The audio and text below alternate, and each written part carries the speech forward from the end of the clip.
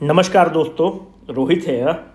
दोस्तों आज हम लोग बहुत ही इम्पॉर्टेंट पर्सनालिटीज़ के बारे में डिस्कस करेंगे। आज 3 इम्पॉर्टेंट पर्सनालिटी को ख़त्म करने की कोशिश करेंगे।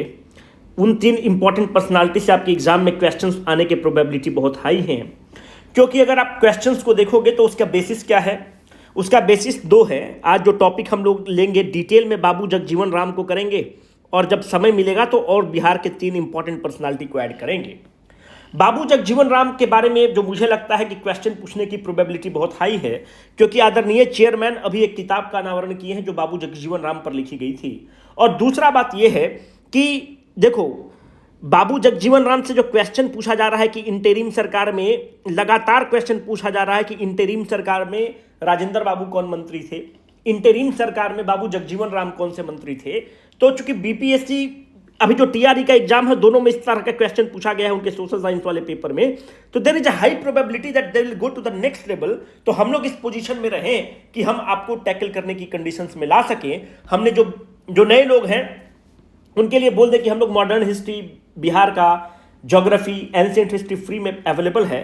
तो ये वीडियो जो है it shall be considered as an addendum और an addition to that playlist, and this is going to be very important. In all probability you can get 2 questions from this video. When I say this I mean this. तो आप पहले ये सोचिए कि मैंने आपको एक क्वेश्चन दिया, हाई लेवल का थोड़ा सा क्वेश्चन दिया कि who said Jagjivan Ram has emerged as pure as gold in the test of time. हमको लगता है कि बहुत लोग अंबेडकर टिक कर देगा, कुछ लोग बहुत होगा तो पंडित नेहरू टिक कर सकता है, गांधी करेगा, क्या करेगा, उसका उत्तर हम आपको बाद में वीडियो के समय बता देंगे। बीच वीडियो में आप चलेंगे तो आएगा। पर this is a very probable question.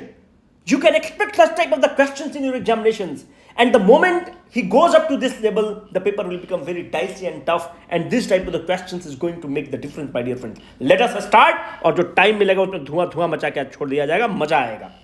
देखो, बाबू जगजीवन राम का जन्म कब होता है? 5 अप्रैल 1908 को होता है। कहां पर होता है? चंदवा एक गांव है, वहां पर होता है। चंदवा कहां है? आरा जिला घर बा तो केकरा से डर बा, भजपुर में होता है ना। जगजीवन बाबू को फेमसली आप क्या कहते हैं? जो जैसे बिहार में बहुत सारा नाम है, जैसे श्री कृष्ण बाबू को बिहार केसरी कहते हैं, अनुग्रह बाबू को बिहार विभूति कहते हैं। He is famously called as Babuji. इनको बाबूजी कहा जाता है। पहले चीजों को हम डिस्कस करें तो 2-3 चीजों को कॉन्टेक्स्ट में हम रखना चाहते हैं। किस क्लास से ये बिलोंग करते हैं? शेड्यूल्ड कास्ट से बिलोंग करते हैं। आप देखेंगे कि इन्हीं की बेटी है मीरा कुमार, और यह बिहार की दुर्दशा है कि हम लोग वैसे लोग को चुनाव हरा दे रहे हैं। पिछली बार भी आप देखेंगे कि मीरा कुमार वही हैं, she is the first women speaker of this country. Sasaram से चुनाव लड़ी थी और उनको छेदी पासवान हरा दे रहा है, और first women speaker of the country हैं। और मीरा कुमार जो सासाराम से चुनाव लड़ती है, ये शेड्यूल्ड कास्ट के लिए रिजर्व कॉन्स्टिट्यूएंसी है, वहां से चुनाव लड़ती है। इन्हीं की बेटी है मीरा कुमार, और मीरा कुमार आईएफएस ऑफिसर रही हैं और पहली महिला स्पीकर रही हैं। इनके हस्बैंड का नाम है मंजुल कुमार, वो इंटरकास्ट मैरिज की हैं। मंजुल कुमार का बेटा है अंशुल कुमार, अगर हमको याद है तो स्टैनफोर्ड का पास आउट है।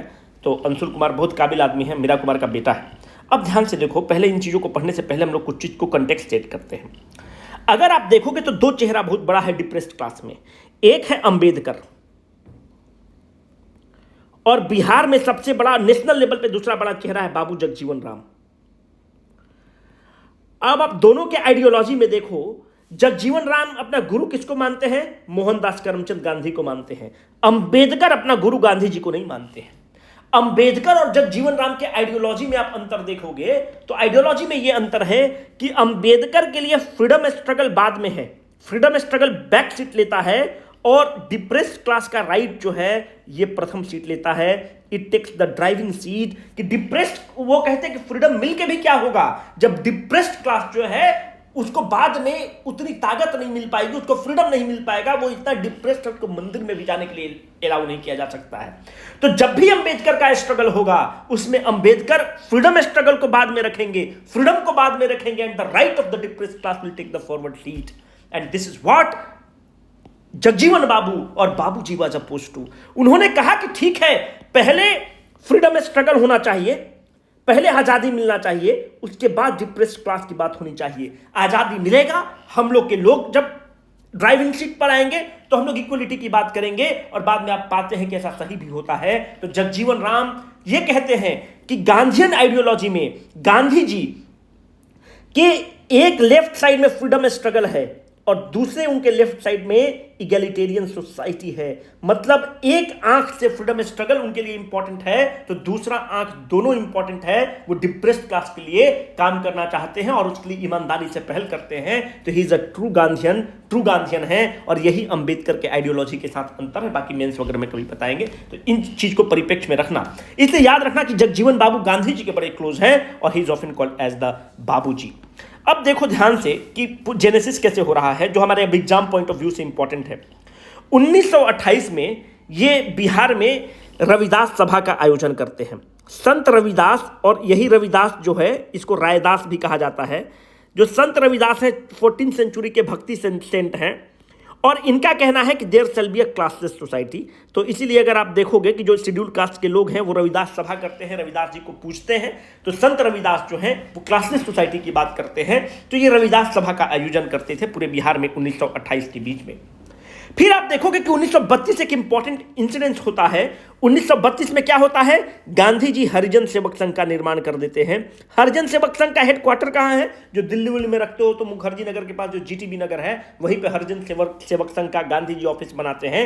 हरिजन सेवक संघ का स्थापना 1932 में गांधी जी करते हैं। यह गांधीयन आइडियोलॉजी से इंप्रेस्ड है, अंबेडकर के आइडियोलॉजी से इंप्रेस्ड नहीं है। ये जब गांधीयन आइडियोलॉजी से इंप्रेस्ड होते हैं तो बिहार हरिजन सेवक संघ जो बनता है, बिहार हरिजन सेवक संघ, उसके 1933 में ये सेक्रेटरी बन जाते हैं। पर अभी तक इनकी मुलाकात गांधी जी से नहीं होती है। He is impressed by the Gandhian ideology. और इनकी पढ़ाई लिखाई कहां से होती है, बनारस हिंदू यूनिवर्सिटी से इनकी पढ़ाई लिखाई होती है। उसके बाद फिर इनको कलकत्ता यूनिवर्सिटी से पढ़ाई लिखाई होती है, और प्रारंभिक जो शिक्षा है वो आरा से होती है। That is not important for us. अब देखो 1934 में क्या हो रहा है। जब 1934 में यह हो रहा है कि जो नॉर्थ बिहार है, अभी भी आपको पता है कि नॉर्थ बिहार क्या है, फ्लड प्रोन है। जब नॉर्थ बिहार फ्लड प्रोन है तो 1934 में भयंकर बाढ़ आती है नॉर्थ बिहार में। जब लोगों के घर उजड़ जाते हैं तो जगजीवन बाबू बहुत भावुक हो जाते हैं और यहां पर फ्लड में रिलीफ का काम करना स्टार्ट करते हैं। और इसी फ्लड रिलीफ में 1934 में इनकी मुलाकात गांधी जी से होती है। ध्यान रखना, he was impressed by the Gandhian ideology. He was a follower of the Gandhi, but he met Gandhi ji in 1934 during the relief camp। जो फ्लड होता है नॉर्थ बिहार में, उसके रिलीफ कैंप में मदद करते हैं, तो गांधी जी से उनकी मुलाकात 1934 में होती है। ऑलरेडी गांधीयन आइडियोलॉजी से इंप्रेस्ड होकर ये स्टेट सेक्रेटरी बन चुके हैं बिहार हरिजन सेवक संघ के। फिर 1934 में ये ऑल इंडिया, देखो बहुत इंपॉर्टेंट क्वेश्चन बनता है यहां से, ऑल इंडिया रविदास महासभा का आयोजन करते हैं। अभी तक क्या कर रहे थे, 1928 तक बिहार में लोकल रविदास सभा का आयोजन कर रहे थे। जब गांधी से मिलते हैं, गांधी से प्रेरित होते हैं और गांधी कहते हैं कि रविदास की जो आइडियोलॉजी है वो पूरा देश में फैलना चाहिए, क्लासलेस सोसाइटी की नींव हमेशा रखनी चाहिए, तो ऑल इंडिया रविदास सभा का आयोजन किया जाता है। ऑल इंडिया रविदास सभा नेशनल लेवल पे आयोजन होता है 1934 में। और कहां पर आयोजन होता है, कलकत्ता में। कौन आयोजन करता है, बाबूजी करते हैं। By Babuji, he is one of the strong voice of the depressed class during the freedom struggle, but he has not got the due credit which he deserve to get it, my dear friends. तो यह video उसी आलोक में है और यहां से प्रश्न बनने की प्रोबेबिलिटी बहुत हाई रहेंगे। This can be a probable question in your examination my dear friends, कि कौन करता है, कहां करता है, कब होता है। करेक्ट आंसर 34 रहेगा। बहुत नमूना 28 मारेगा, पर तुम नमूना मत बनना। तुम नमूना बनोगे तो जहर जबरदस्ती पकड़ के एकदम गली गली चौराहा से पकड़ के तुम लोगों को सल्फास चटाएंगे। यहां तक अगर समझ गए तो धुआं धुआं मचा दिए। अब देखो 1935 में क्या होता है, ये दूसरा बहुत इंपॉर्टेंट क्वेश्चन है जो आपके एग्जाम में आएगा। 1935 में क्या हो रहा है कि 1935 में अगर हमको डेट क्या सही है, 19 अक्टूबर है, 19 अक्टूबर 1935 को रांची में एक परिसीमन आयोग बनता है। उस परिसीमन आयोग, अंग्रेजी मीडियम फैंसी मीडियम, परिसीमन आयोग मींस डिलिमिटेशन कमीशन, यस। तो उस परिसीमन आयोग का नाम है हेमॉन्ड कमीशन। जब हेमॉन्ड कमीशन होता है, परिसीमन आयोग जो क्षेत्र का कि कौन लोकसभा में क्या रहेगा, हेमॉन्ड कमीशन बनता है। तो 1935 में 19 अक्टूबर को रांची जाते हैं और पहली बार he is the first person to ask for the voting rights of Dalit. याद रखना, अब एग्जाम में क्या देगा तुमको? अंबेडकर। तुम क्या करोगे? मार के आओगे, फिर बोलोगे कि तुमने बताया नहीं था। वोटिंग राइट ऑफ दलित जो है पहली बार इस देश में कौन मांग उठाता है? It was none other than Bihar के गुदड़ी के लाल बाबूजी उठाते हैं। और किसके सामने उठाते हैं? हेमंत कमीशन के सामने उठाते हैं। हेमंत कमीशन क्या था? परिसीमन आयोग था। कहां उठाते हैं? उस समय के बिहार में उठाते हैं, रांची में उठाते हैं। 19 अक्टूबर को हेमंत कमीशन के सामने पहली बार उठाते हैं। चित्कार मार के बोल रहे हैं, छाती पीट के बोल रहे हैं, ऑप्शन में देगा अंबेडकर, तुम मारोगे और फिर हमसे मार खाओगे। सिंपल सी बात है। तो voting right for the dalit, it was none other than Babuji. अब हम चट गए, इतना बार रिपीट किए हैं कि अब देखो 1937 में चुनाव हो गया। जब 1937 में चुनाव हो रहा है तो बिहार में भी चुनाव हो रहा है। तो 1937 में जब ये चुनाव लड़ते हैं तो किस पार्टी से लड़ते हैं? डिप्रेस्ड लीग से लड़ते हैं। Depressed league he is one of the founding member of the depressed league party. और डिप्रेस्ड लीग से लड़ते हैं और बिहार लेजिस्लेटिव असेंबली के सदस्य बन जाते हैं। और उस समय डिप्रेस्ड लीग जो दलितों के लिए जो सीट रिजर्व था बिहार में, 14 सीट रिजर्व था। और ये इतना दलित का बहुत बड़ा फेस बन गए हैं कि 14 का 14 सीट डिप्रेस्ड लीग को जिता देते हैं। जब 14 का 14 सीट डिप्रेस्ड लीग से जिता देते हैं और 1937 में हंग असेंबली बन जाता है, तो जब हंग असेंबली बनता है तो 1937 में एक बहुत ही बदतमीज और बुजदिल इंसान था, गवर्नर था, उसका नाम था मॉरिस हैलेट। मॉरिस हैलेट कहता है कि अभी हंग असेंबली बन गया है, ऐसा हम लोग करते हैं कि एक पपेट मुख्यमंत्री बनाने की कोशिश करते हैं। मतलब है ना कि जिधर गर्दन उसको घुमाएंगे उधर हो जाएंगे। तो उस पपेट मुख्यमंत्री बनाने के लिए मॉरिस हैलेट जो अंग्रेज था, इसको किसकी जरूरत थी? बाबू जगजीवन राम की जरूरत थी। बाबू जगजीवन राम को क्या करता है? उस समय बोलता है कि तुमको हम 5 लाख रुपया देते हैं और क्या देंगे? डिप्टी चीफ मिनिस्टर का पद देंगे। इस डिप्टी चीफ मिनिस्टर और पैसे की पद को बाबूजी ठुकराते हैं और बोलते हैं मैं देश के साथ खड़ा हूं, मैं अपने प्रणेता गांधी के साथ खड़ा हूं, मैं अंग्रेजों के विरुद्ध जो आवाज उठ रही है उस लौ को धधकाने का काम करूंगा। और बाबू जगजीवन राम इस जो ऑफर रहता है मॉरिस हैलेट का, इसको ठुकराते हैं। और इसी समय गांधी जी कहते हैं, क्वेश्चन इसका उत्तर यह है, इसी समय गांधी जी कहते हैं कि Jagjivan Ram has emerged as pure as gold in the test of the time. और इस तरह से इनको मुख्य डिप्टी चीफ मिनिस्टर बनाने की बात होती है, उस पद को ठुकराते हैं। और पद को ठुकराने के बाद मुख्य मतलब मिनिस्टर भी नहीं बनते हैं, पार्लियामेंट सेक्रेटरी बन जाते हैं। पार्लियामेंट सेक्रेटरी मतलब एक तरह से आप असिस्टेंट मान लीजिए, पार्लियामेंट सेक्रेटरी बनते हैं उस समय के मिनिस्टर ऑफ एग्रीकल्चर के। 1937 में चाहते तो डिप्टी चीफ मिनिस्टर बन जाते। ये थे गुदड़ी के लाल, अपने बिहार के शान बाबू जगजीवन राम। अब देखो 15 फरवरी 1938 को जो बिहार की जो उस समय की तत्कालीन सरकार थी, वह सरकार रिजाइन कर देती है। क्यों रिजाइन करती है? अगला इंपॉर्टेंट क्वेश्चन। अगर गलत करोगे तो बहुत हमको पीड़ा होगा, इससे ज्यादा हमको और पीड़ा कुछ नहीं होगा। 15 फरवरी 1938 को बिहार की सरकार रिजाइन करती है। क्यों रिजाइन करती है? क्योंकि बिहार को सेकेंड वर्ल्ड वार में झोंक दिया जाता है पूरे देश को, तो इसलिए रिजाइन कर देता है। ऐसा सोचते हो तो हमको ऐसा करो कि take a dagger, put it in my heart, it will be better to put a dagger in my heart rather than giving such type of the foolish answers। ठीक है, अगर नहीं देखे हो तो जाकर वीडियो देखो यार, फ्री में यूट्यूब पर डाले हुए हैं, बड़ा शौक से डाले हुए वो सब वीडियो। 15 फरवरी 1938 को क्यों कांग्रेस पार्टी बिहार की रिजाइन करती है? अंडमान प्रिजन्स के इशू पर रिजाइन करती है। हम आपको बताए हैं कि योगेंद्र शुक्ला ऐसे लोग को काला पानी का सजा दे दिया जाता है, तो अंडमान प्रिजन्स के केस में बिहार की सरकार 15 फरवरी 1938 को रिजाइन करती है। क्यों? यहां पर योगेंद्र शुक्ला 46 दिन तक हड़ताल पर बैठ जाते हैं। और योगेंद्र शुक्ला जब हड़ताल पर बैठते हैं, भूख हड़ताल पर बैठते हैं, तो बिहार की सरकार कहती है कि ऐसा हम बिहार में सरकार क्या करेंगे जब तुम पॉलिटिकल प्रिजनर्स को काला पानी की सजा दोगे और हम उसको भी नहीं छुड़ा पाते हैं। जब इस तरह की स्थिति बनेगी तो ऐसी सरकार चलाने पर लानत है, धिक्कार है, जब हम अपने पॉलिटिकल प्रिजनर को भी नहीं छुड़ा पा रहे हैं और उनको तुम फालतू में गलत गलत केसों में फंसाकर काला पानी की सजा दे रहे हो। तो on the issue of Andaman prisons, not on the issue of the second world war, option में देगा कंफ्यूज करके मारोगे। फिर से बोल रहे हैं, on the issue of the Andaman prisons Bihar की सरकार रिजाइन करती है 15 फरवरी 1938 को। उस समय बिहार के पार्लियामेंट सेक्रेटरी बने रहते हैं मिनिस्टर ऑफ एग्रीकल्चर के बाबूजी। चूंकि बिहार की सरकार रिजाइन करती है, ये उसके इनडायरेक्ट पार्ट थे, ये भी रिजाइन कर देते हैं 15 फरवरी 1938 को। अब एग्जाम में जो क्वेश्चन बनेगा, इनका फ्रीडम स्ट्रगल में मुख्य कहां रोल रहा, तो इनका फ्रीडम स्ट्रगल में एक 1940 में मुख्य रोल रहा, और एक क्विट इंडिया मूवमेंट के समय इनका मुख्य रोल रहा, क्योंकि 34 में तो गांधी जी से मिलते ही हैं। 1940 में सिविल डिसओबीडियंस मूवमेंट होता है। अब ये मत सोचना कि सर सिविल डिसओबीडियंस मूवमेंट तो 1930 में होता, गांधी जी हमेशा नागरिक अवज्ञा लॉन्च कर देते थे। तो सीडीएम 1940 होता है, तो उसमें ये मुख्य रूप से थे, क्योंकि गांधी आइडियोलॉजी से इंप्रेस्ड हो चुके थे, गांधी जी के साथ एसोसिएट हो चुके थे।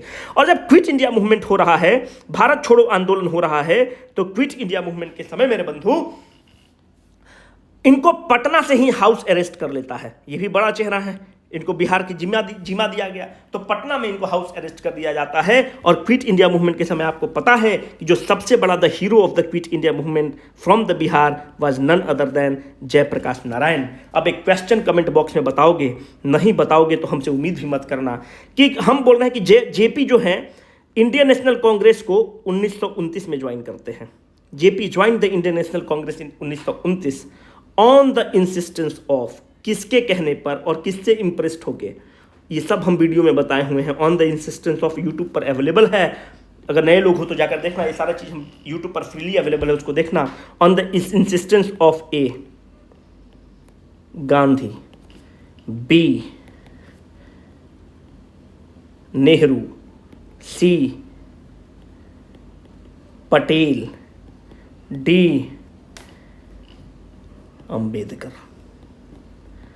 कमेंट सेक्शन में क्वेश्चन नंबर लिखोगे, क्वेश्चन नंबर 1 और इसका उत्तर लिखोगे। नहीं लिखोगे उम्मीद छोड़ दो, हमको क्या है, जरूरी थोड़ी है, हम जवाब दें थोड़ी है तुमको कि वीडियो बना कर देंगे। हम अगर शौक से वीडियो बना रहे हैं तो कमेंट करना पड़ेगा, ठीक है।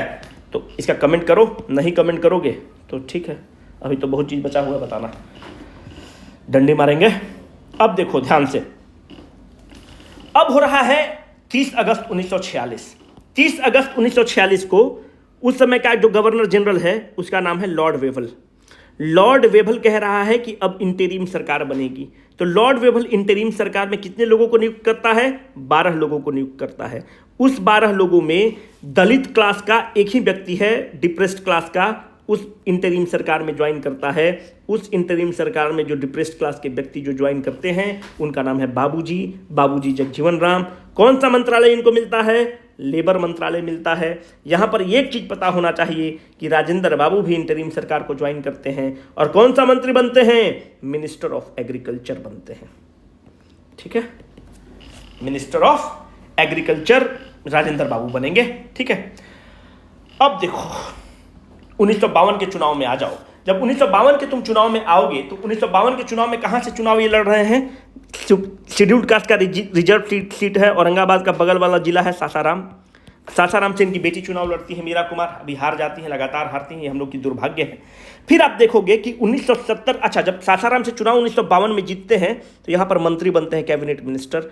वो मंत्री कौन सा बनते हैं? सूचना मंत्री, मिनिस्टर ऑफ कम्युनिकेशंस। फिर 70 से 74 के बीच में अगर आप देखोगे जगजीवन बाबू को कि 70 से 74 के बीच में इनका क्या रोल है, तो 70 से 74 के बीच में आप देख रहे हो कि बांग्लादेश का आंदोलन चल रहा है, बांग्लादेश का लिबरेशन हो रहा है।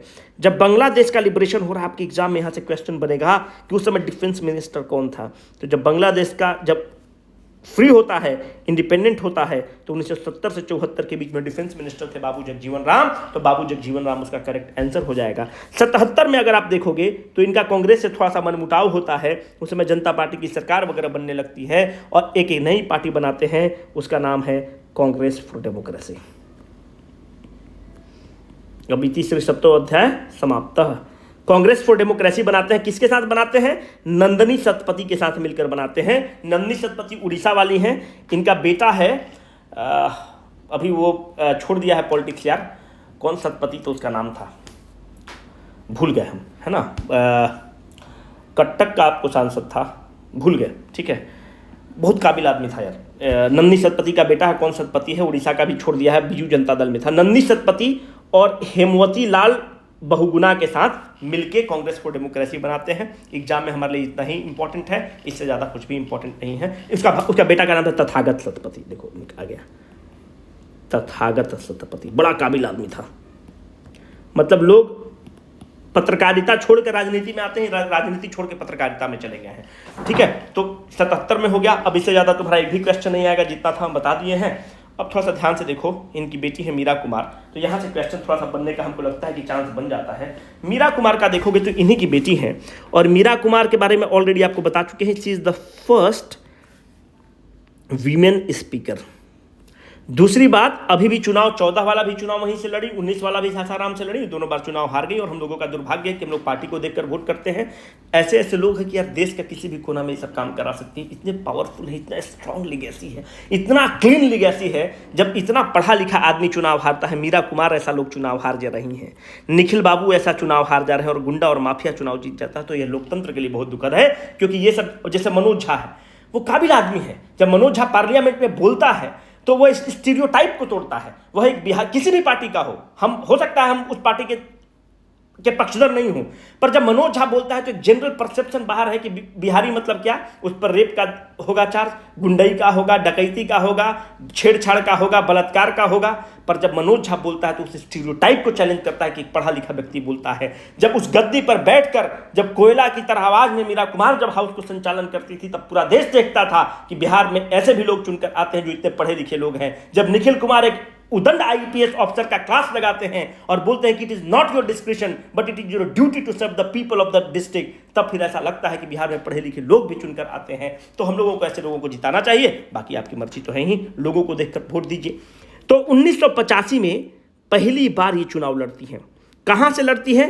उत्तर प्रदेश। कहां से, किस कॉन्स्टिट्यूएंसी से लड़ती है? बिजनौर। और यहां पर 2 स्टालवार्ट को हराती हैं, एक रामविलास पासवान को वहां से चुनाव लड़ते हैं, और दूसरा जो मायावती जो बसपा वाली है उसको।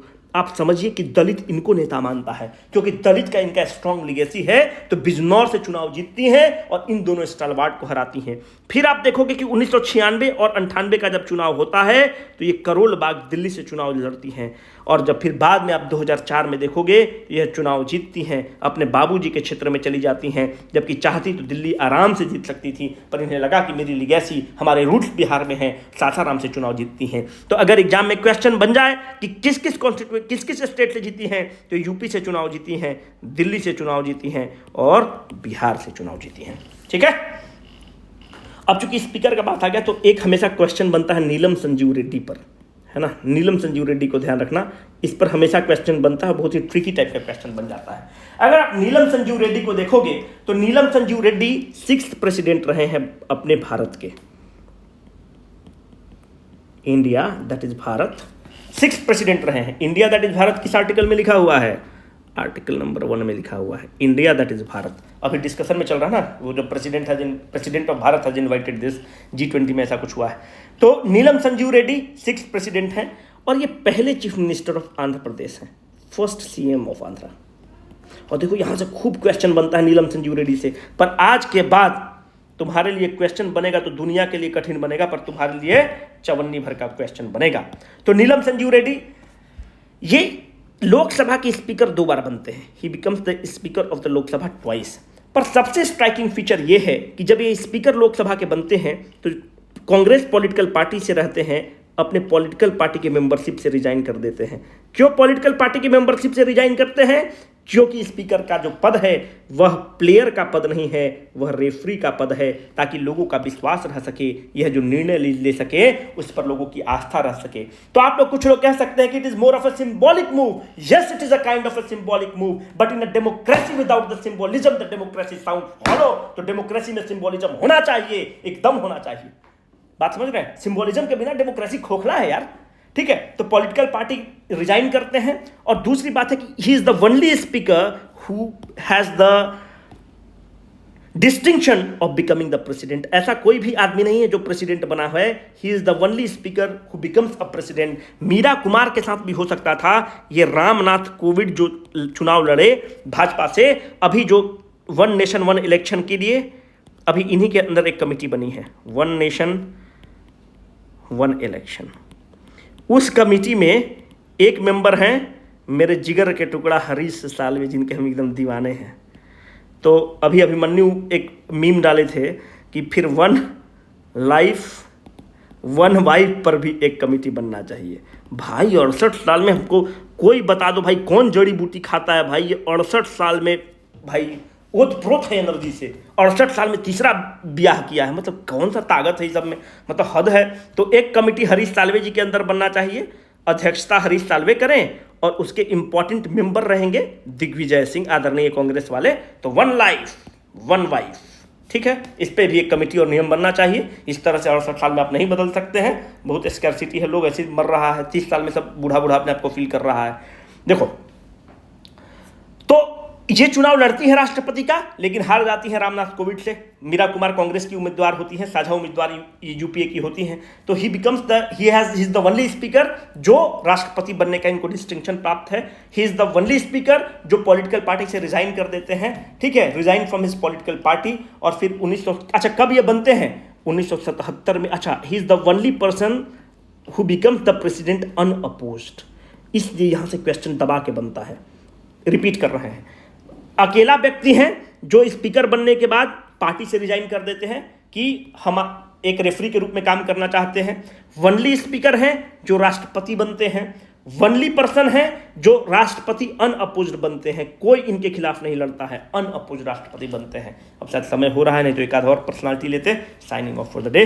रोहित, अगर कमेंट सेक्शन में नहीं जवाब दोगे उम्मीद मत करना। धन्यवाद।